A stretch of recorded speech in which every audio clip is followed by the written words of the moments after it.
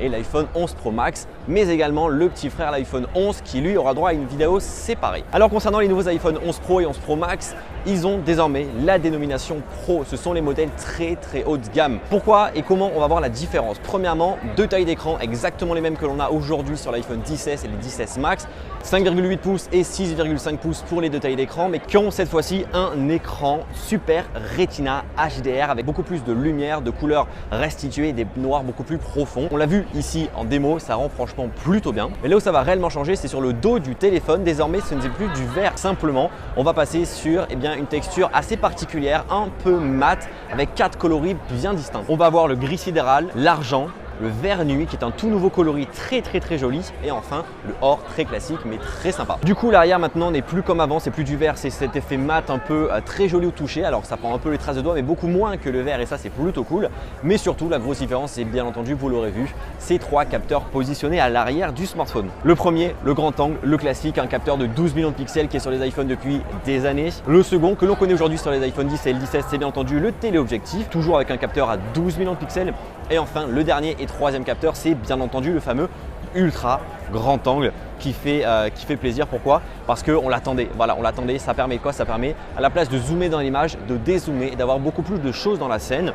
Cette fois-ci, on aura une distance focale de 13 mm avec un champ de vision à 120 degrés, ce qui permet d'avoir des paysages, des scènes, plein de choses ultra jolies. Je l'ai testé ici et franchement, ça fait ultra plaisir enfin de l'avoir. Mais ce n'est pas tout. Apple a également rajouté dans ses iPhone 11 Pro et 11 Pro Max le mode nuit. Qu'est-ce que c'est que le mode nuit? C'est la possibilité de pouvoir en pleine nuit justement faire des photos de bien meilleure qualité avec beaucoup plus de lumière sans le flash. Et ça, franchement, ça manquait à l'iPhone. C'était l'un des seuls smartphones aujourd'hui qui ne le proposait pas, et désormais c'est possible. Alors ça, on adore. Nouveauté concernant le mode portrait maintenant, que ce soit à l'avant ou à l'arrière, on aura la possibilité de faire du mode portrait en monochrome très sympathique. Également, façade avant, une nouveauté, c'est l'apparition du slow motion, et Apple appelle ça justement le slow fizz, la possibilité de faire des selfies en slow motion. Les rumeurs le prédisaient, oui, il n'y a plus de 3D Touch à l'intérieur de ces nouveaux iPhones. Maintenant, place à Haptic Touch. On était habitué de cette Haptic Touch sur les iPhone XR de l'année dernière. Maintenant, ça fait l'apparition sur les iPhones les plus haut de gamme, les iPhone 11 Pro et 11 Pro Max. Est-ce qu'il y a une réelle différence à l'utilisation? Vraiment pas, je l'ai testé, il n'y a rien qui change. Niveau puissance, une puce A13 Bionic, c'est ultra performant. Apple a fait des démos sur scène, j'ai pu m'amuser ici avec certains jeux.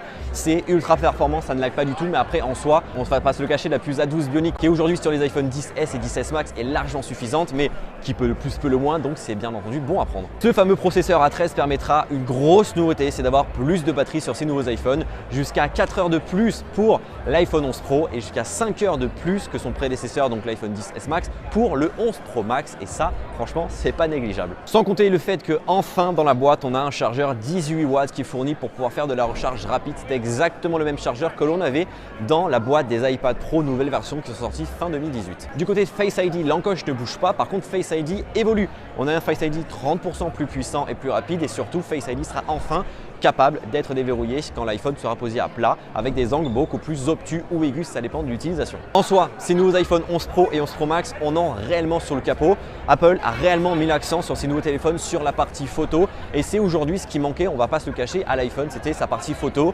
On n'avait pas de mode nuit, on n'avait pas d'ultra grand angle, on n'avait pas de réelle capacité vidéographique et photographique pour pouvoir s'amuser. C'est désormais le cas et ça fait plaisir. On va s'amuser bien entendu avec ces iPhones dès leur sortie le 20 septembre prochain en France. Et concernant les prix, bien entendu, on va pas s'en cacher, c'est élevé. Pour l'iPhone 11 Pro, c'est 1159 € en entrée de gamme. Le 11 Pro Max, quant à lui, démarre à 1259 €. Donc voilà ce qu'on pouvait dire rapidement sur ces nouveaux iPhones qui vont arriver très bientôt sur la chaîne YouTube en test. C'était juste une première prise en main.